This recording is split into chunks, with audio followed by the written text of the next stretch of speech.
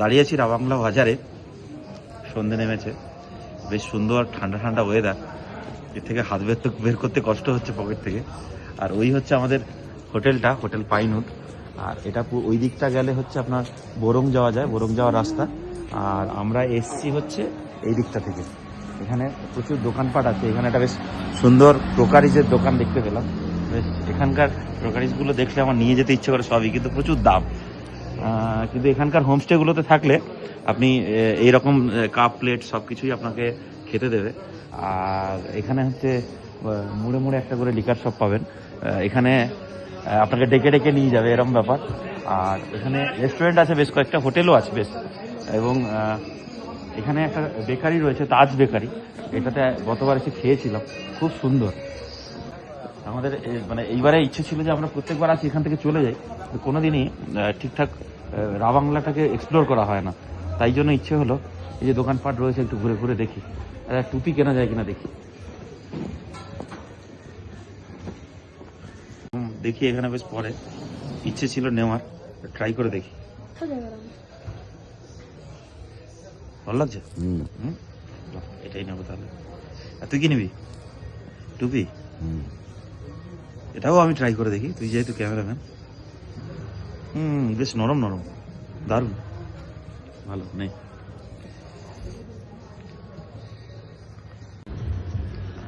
এখানে এখনো পর্যন্ত বেশ আমাদের সেই পুরোনো দিনের স্টাইলের টেলারিং শপ আছে, ব্লেজার ফ্লেজার কাটানো হয়। আর দোকানপাট রয়েছে অনেক, হোটেল রয়েছে, রেস্টুরেন্টও আছে।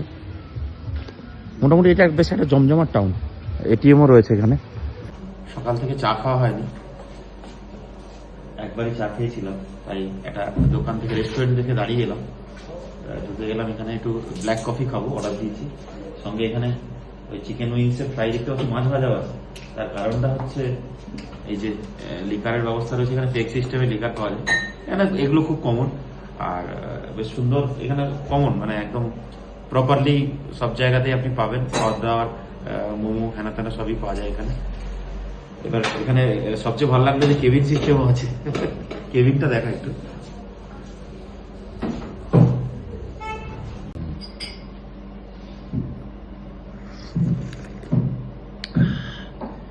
পাহাড়ে এসে চাই খাই, আজকে ইচ্ছে হলো একটু ব্ল্যাক কফি খাই। ঠান্ডাটা বেশ ভালো রয়েছে।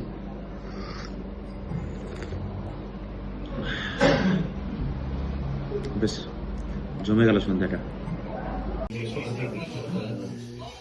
হাঁটতে হাঁটতে একটু উপরের দিকে এলাম, এখানে একটা ছোট্ট রেস্টুরেন্ট থেকে ঢুকে গেলাম। রেস্টুরেন্টের নাম হোয়াইট অর্কিড। এসে জিজ্ঞাসা করলো মোমো পাওয়া যাবে? বললো হ্যাঁ। আমি বললাম চিকেন মোমো? বললো না। জিজ্ঞাসা করলাম ভেজ মোমো? না। বললাম পর্ক মোমো? বলছে হ্যাঁ। তো পর্ক মোমো দিয়ে এবারে পাহাড়ের জার্নিটা শুরু হোক। আর বিশেষ দ্রষ্টব্য, এই মোমো মানুষ পুড়িয়ে তৈরি হয় না। যাই হোক, সেই জন্য কলকাতায় আমি মোমো খুব একটা খাইও না, অ্যাভয়েড করি। দেখি পাহাড়ে বহু জায়গায় পর্ক মোমো খেয়েছি, এখানকার কেমন। এটাই হচ্ছে ভালো লাগে পর্ক মোমো, মানে যে কোনো মোমোরই। কারণ দেখুন এখানে সাদা, মশলা নেই। আর কলকাতায় কি করে, সমস্ত রকম মশলা দিয়ে মোমো বানায়। মোমোতে মশলা থাকলে ওটা মোমো নয়, ওটা মোমোজ হয়ে যায়। একটু খেয়ে দেখি।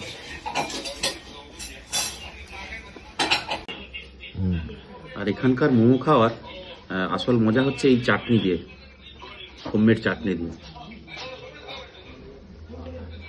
বাবারে মারাত্মক ঝাল। আর এখানকার স্যুপটা দেখুন, আমাদের ওই এক গাদা মশলা দেওয়া, ডিম দেওয়া, এটা দিয়ে ওটা দিয়েও নেই। জাস্ট কিছু ভেজিস রয়েছে, বাঁধাকপি টাইপের, বাঁধাকপি, গাজর, পেঁয়াজ এইসব। আর একদম ক্রিস্টাল ক্লিয়ার স্যুপ। নুনও খুব কম, নুন লাগলে এক্সট্রা মিশিয়ে নিতে হয়। আমাদের momo night, momo evening enjoy করছি রাবাংলাতে।